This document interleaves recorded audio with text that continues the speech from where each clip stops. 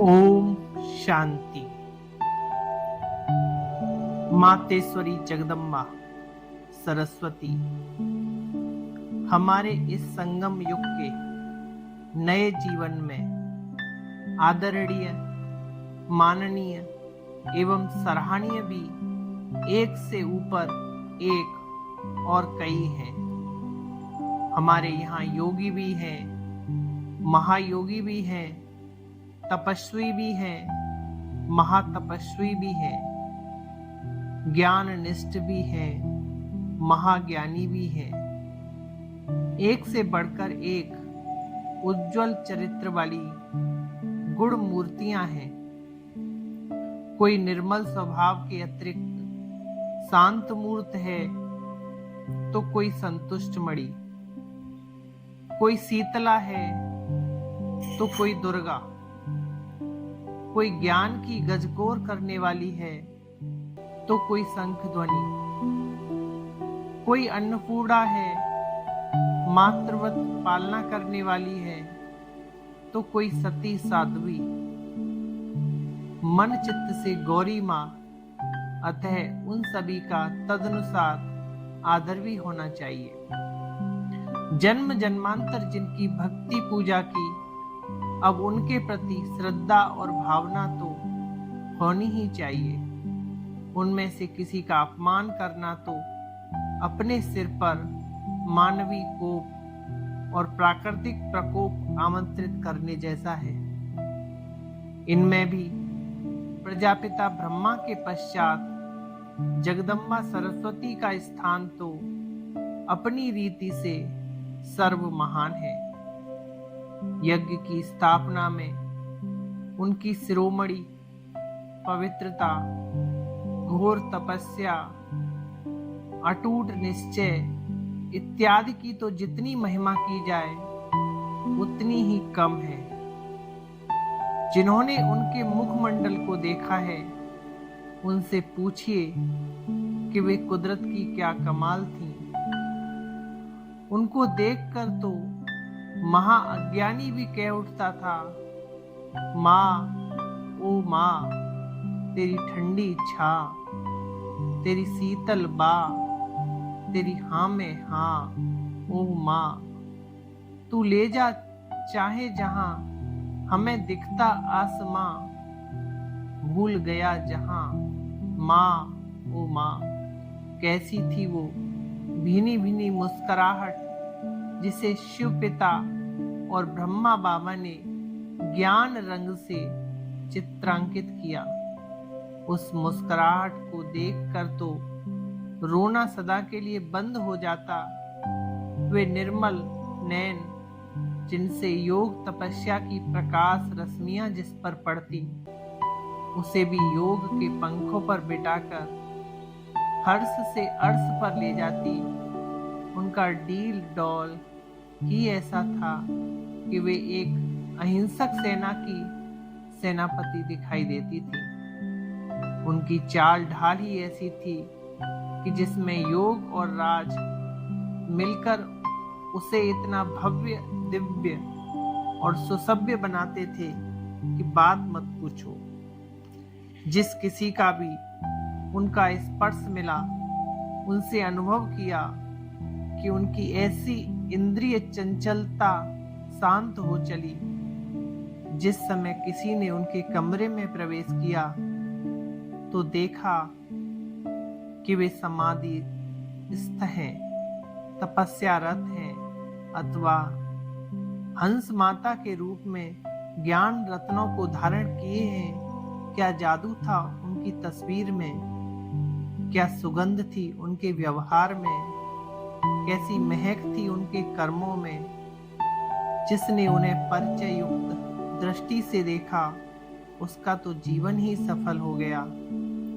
अतः हम सभी का सौभाग्य है कि हम ब्रह्मा कुमार या ब्रह्मा वत्स भी हैं और सरस्वती पुत्र अथवा सरस्वती पुत्री भी हैं। लोग जिस देवी को विद्यादायिनी के रूप में विद्या का वरदान पाने के लिए पुकारते हैं, स्वयं उन्हीं के पुनीत हाथों से हमने अमृत पिया स्वयं उनकी मुख वीणा से ज्ञान की स्वर्ग सुखदायिनी झंकार सुनी। उनके वरद हाथों ने हमारे सिर पर प्यार बरसाया। उनकी ज्ञानमयी गोद के हम सुत हैं। हमारे इन नेत्रों ने सरस्वती को इस तरह पर खड़े बैठे चलते देखा। हमने यदि और कुछ भी न पाया हो तो यह जो देखा और पाया, क्या यह कम बात है? संसार में इससे अधिक सुंदर दृश्य और कोई हो सकता है क्या? जमीन आसमान सूक्ष्म दिव्य नाद करते थे जब वे चलती थीं। चंदा भी देर से जाता था जब वो रात रात भर शिव पिता को याद करती थीं। अरे वे ही पार्वती थीं जिन्होंने पर्वत पर तपस्या के लिए, शिव के लिए। गौरी वे ही तो थीं, हिमराज की वे पुत्री, ज्ञान गुण की दृष्टि से अपार सुंदर थीं। जिसने उन्हें साक्षात नहीं देखा उसने क्या देखा? जिसे संसार आदि देवी, अम्बे मैया, ईव, हव्वा इत्यादि नामों से याद करता है, उन्हें देखने का यही तो मौका था। हम उनके संग संग रहे, उनके हाथों से पले, उनकी छत्र छाया में खेले। वे दिन कितने निराले थे। वह हमारे सौभाग्य की कितनी सुंदर घड़ी थी। उस जैसा रोमांचकारी अनुभव तो और कोई हो ही नहीं सकता। भारत और भारत की नारी की वे शान थी। योगियों में वे सर्व महान थी। धर्म दर्शन मजहब और ईमान थी। वे मादर ए जहान थी। वे न होती तो कुछ भी न होता। वही तो प्रजापिता ब्रह्मा के मुख द्वारा परमात्मा शिव का ईश्वरीय ज्ञान सुनाकर सभी यज्ञ वत्सों को समझाती थी। वही तो उनके सामने ज्ञान एवं योग का नमूना थी। सभी यज्ञ वत्सों को संभालने के लिए वही तो निमित्त थी। उन्हें प्रजापिता ब्रह्मा के समकक्ष स्थान पर बैठकर प्रतिदिन ज्ञान वीणा वादन का अधिकार था। उन्हीं मातेश्वरी सरस्वती ने दुर्गा का रूप धारण करके यज्ञ दुर्ग की रक्षा की, विघ्नों का सामना किया। जनता और सरकार द्वारा आई विपत्तियों को झेला। भिन्न भिन्न संस्कारों वाले यज्ञ वत्सों को संस्कारों की भट्टी में से उन्हीं ने उज्जवल किया और एक एक को ज्ञान लोरी, ज्ञान पालना दी। वही तो प्रथम शीतला माँ, संतोषी माँ और अन्नपूर्णा माँ थी। स्वयं प्रजापिता ब्रह्मा उन्हें माला के युगम मड़के में स्थान देते, उन्हें यज्ञ माता की उपाधि देते, आदरणीय मानते थे। उन्हीं के आगे रखकर वे उदाहरण देते थे कि सभी पुरुषों को चाहिए कि बहनों माताओं को आगे रखें। बाबा स्वयं कई बार उन्हें रेलवे स्टेशन तक छोड़ने जाते। एक बार उन्होंने कहा कि छोटी छोटी पतली पतली कुछ लकड़ियां चुनकर ले चलो तो माता जगदम्बा को अर्पित करना और सभी मिलकर माँ की महिमा का गीत गाना। उन्होंने मुझसे कहा, बच्चे क्या तुम जगदम्बा की महिमा का गीत जानते हो और आरती कर सकते हो? मैंने कहा, कुछ तो याद है। तब हमने ऐसा ही किया। हम काठियां चुनकर उनका गट्ठा बनाकर ले गए। उस दिन माँ हमारे साथ घूमने नहीं गई थी।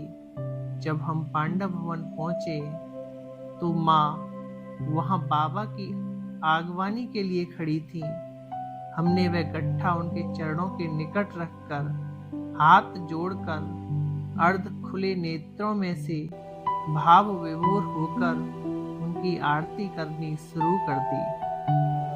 अचानक ही यह देखकर माँ मुस्करा रही थी और कुछ हंस भी रही थी। अरे बस, आनंद आ गया। हमारी भक्ति पूरी हो गई।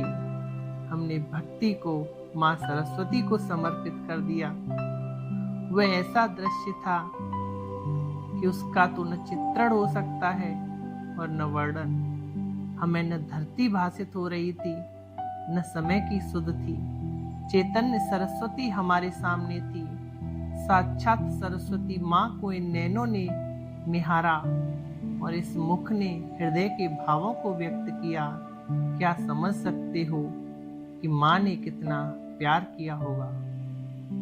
मैं लगभग 50 देशों में गया हूँ। रूप लावण्य में अनेकानेक सुंदर नारियां भी देखी होंगी, क्योंकि आंखें बंद करके तो यात्रा नहीं करता था। विद्वता, समाज सेवा, प्रशासन, वक्तृत्व में अग्रणी महिलाओं को भी देखा, परंतु माँ की दिव्यता, उनकी शालीनता, उनका सौंदर्य स्वर्गिक था। उनका विवेक अद्वितीय था। वे मानवता से ऊपर उठकर पवित्र पुनीत हंस वर्ण की थी। उन्हें देखकर कोई पातक हो, घातक हो या चातक, सभी कहेंगे माँ। वे पृथ्वी पर होते हुए भी पृथ्वी पर नहीं थी। उनकी आध्यात्मिक चेतना, उनका योग प्रकाश ऐसा था कि देखने वाला भी शरीर को भूलकर आत्मनिष्ठ हो जाता था। आत्मनिष्ठ न भी हो तो भी उसमें आध्यात्मिक चेतना जाग उठती थी। कम से कम थोड़े समय के लिए तो उसके तमोगुणी और रजोगुणी संस्कार बंद हो जाते थे और उसकी जगह सतोगुण का उदय हो जाता था। ऐसे मातेश्वरी जगदम्बा सरस्वती को हमारा सत सत नमन। ओम शांति।